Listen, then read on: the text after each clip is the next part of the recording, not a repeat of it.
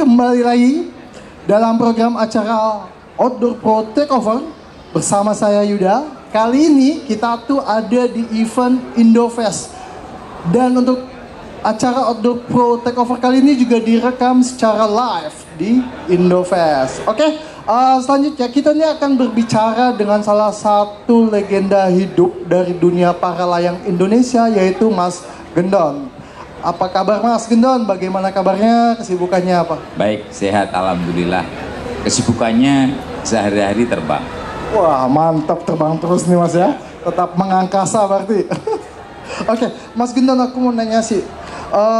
Mas Gendon sendiri itu pertama kali terbang dan mengetahui para layang itu di tahun berapa? Terus sejak kapan akhirnya menekuni kegiatan tersebut, Mas? Saya mulai terbang itu akhir 89, awal 90-an. Jadi pada waktu itu memang belum ada kegiatan terbang para layang sama sekali, sehingga kita betul-betul belajar secara otodidak. Jadi belajar sendiri.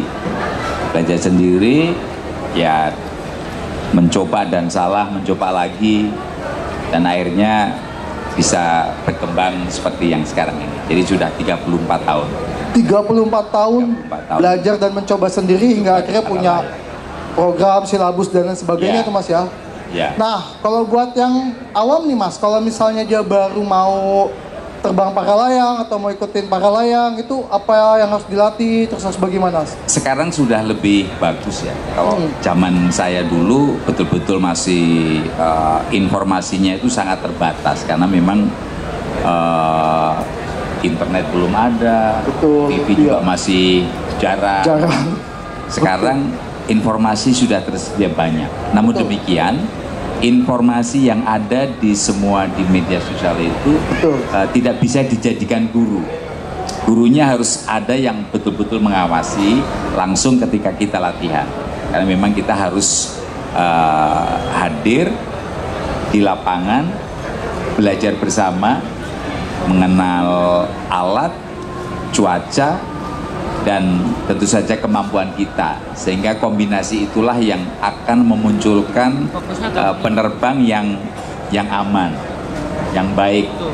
Dan tentunya memang salah satu syarat untuk kita bisa terbang itu harus aman, karena intinya kegembiraan itu yang menjadi tujuan akhir kita berkegiatan.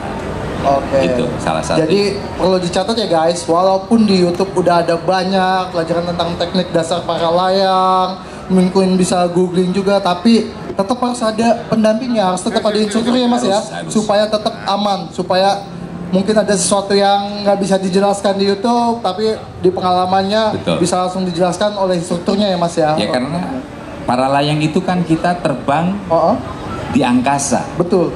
Tidak ada yang bisa menolong satu orang pun. Betul. Kalau kita belajar yang masih menginjak bumi, ya masih bisa ditolong, dideketin, dirangkul, dipegang.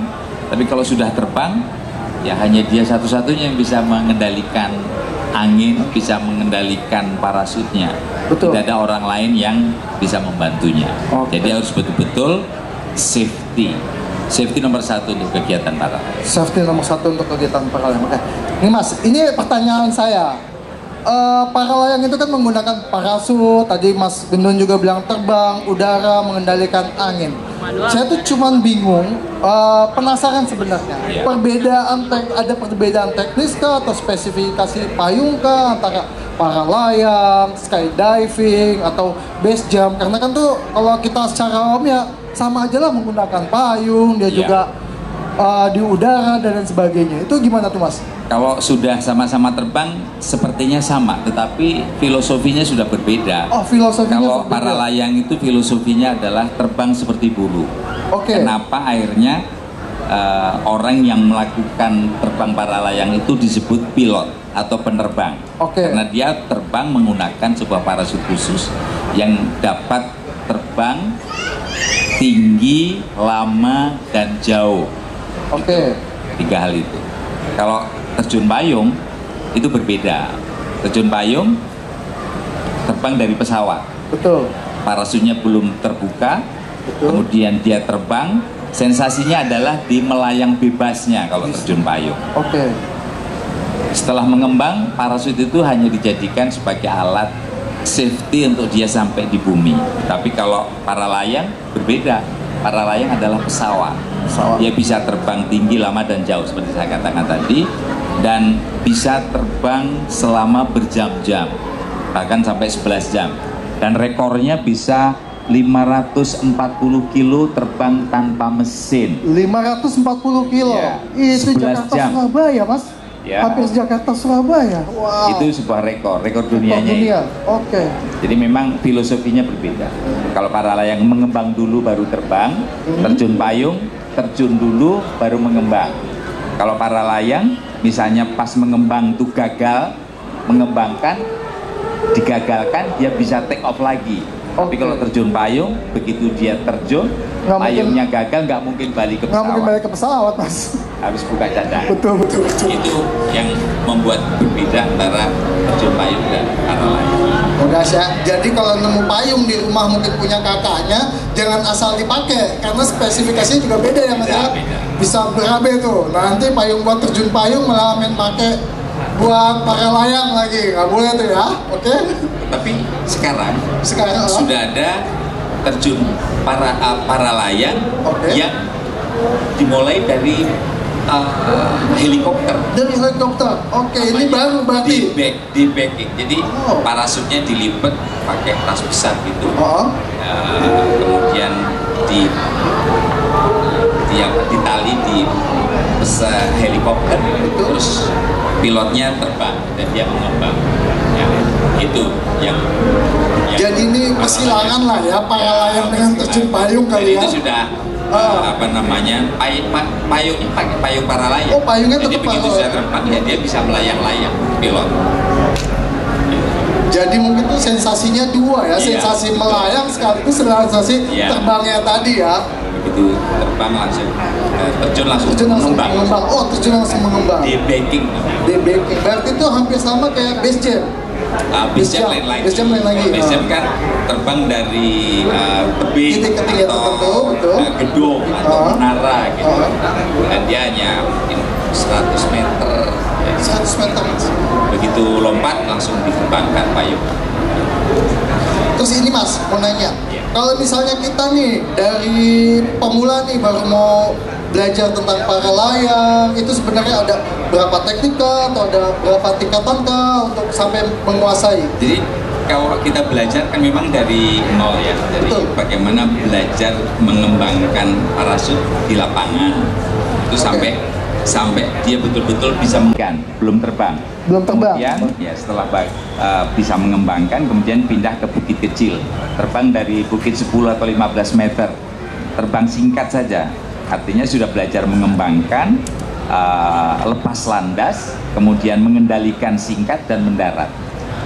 Itu bisa terbang mungkin 5-10 kali, baru setelah bisa dari bukit kecil kita pindah ke bukit yang lebih tinggi. Nah, prosesnya sama dengan bukit kecil, tetapi kalau di bukit yang lebih tinggi, ketinggiannya sudah lebih aman. Jadi kita sudah bisa manuver untuk terbang melayang-layang lebih lama, dan tentunya harus bisa melakukan pendekatan sebelum mendarat. Karena kadang-kadang kita terbang itu angin pas bagus, kita bisa naik, ya, bisa terbawa angin naik, gitu. Jadi intinya seperti itu, sehingga ya karena seperti tadi saya katakan terbang itu harus dipandu, makanya harus ada instruktur yang membantu untuk dia bisa mempelajari teknik-tekniknya. Tekniknya banyak ya sebetulnya. Jadi intinya mengendalikan parasut. Kenapa para layang ini mudah dilakukan? Karena pengendaliannya cuma dengan toggle atau tali kemudi yang kita pegang di kanan dan kiri. Kalau kita mau belok, tarik salah satu. Kalau kita mau pengerem, dua-duanya ditarik. Gitu. Jadi intinya cuma itu saja. Ya. 2 tali kemudi dipakai untuk mengendalikan dan rem. Beda dengan mobil. Mobil ada setirnya, ada gas, ada rem. Kadang-kadang ada kopling juga. Betul. Mungkin itu bedanya itu. Bedanya di situ. Oke. Sekarang ini Mas, kalau misalnya saya ini mau jadi seorang para layang atau para gliders, itu ada syarat dan ketentuan yang berlaku kah? Apa harus ada tinggi minimumnya kah? Berat minimumnya kah? Atau apanya gitu mas? Secara umum siapa saja boleh terbang ya. Umur antara 12 tahun sampai tidak terbatas. Kalau dia tua atau sudah berumur tapi masih sehat, kuat, masih bisa tetap terbang. Kemudian tidak punya penyakit jantung, epilepsi atau ketidakmampuan lain yang akan mempengaruhi kegiatan penerbangan. Tetapi seorang disabilitas belum tentu tidak boleh terbang, karena saya pernah tapi tandem ya. Tandem. Yang lumpuh kita bisa terbang dengan kursi roda, atau bahkan ada penerbang yang terbang dengan kursi roda. Oke. Ya, dilatih khusus, tapi memang ada perlakuan khusus lah untuk orang bisa yang seperti itu ya. disabilitas. Kemudian dari sisi para layang ini kan kombinasi antara cuaca, alat, dan kemampuan kita. Kalau dari sisi alat itu ada untuk pemula, kemudian untuk menengah, untuk advance. Kemudian dari sisi ukuran ada XS, S, M, L sesuai dengan body kita, berat badan kita. Oke, berat badan. Itu yang pakai. Kemudian kalau dari sisi kemampuan ya dari pemula hingga mahir. Semakin banyak kita berkegiatan terbang, maka kita akan mempunyai kemampuan yang lebih bagus. Ada tingkatan juga kan, di para layang itu ada para layang 1, para layang 2, para layang 3, atau pemula, menengah, dan mahir. Kemudian ada tingkatan lagi yang sudah bisa membawa orang atau tandem, itu juga mempunyai lisensi yang khusus. Jadi intinya sebetulnya kalau dari sisi pembagian kegiatan terbang itu, para layang ada 3 hal. Yang pertama adalah sebagai olahraga, yang kedua sebagai prestasi, yang ketiga adalah sebagai pariwisata. Nah, 3 hal inilah yang sekarang ini sedang booming kegiatan para layang untuk pariwisata, karena dengan adanya wisata petualangan dirgantara ini menjadikan langit Indonesia makin seru lah, dan banyak tempat yang dibuka untuk kegiatan terbang. Nah, ini menjadi salah satu hal yang menarik. Nah, ada yang sisi lain yang lebih ke olahraga hobi petualangan yang sekarang lagi mulai digemari adalah yang kita sebut hike and fly. Jadi orang naik gunung, kemudian kalau orang naik gunung turun jalan kaki lagi. Nah, ini sekarang beda. Naik gunung jalan kaki sampai puncak, kemudian turunnya terbang dengan para layang.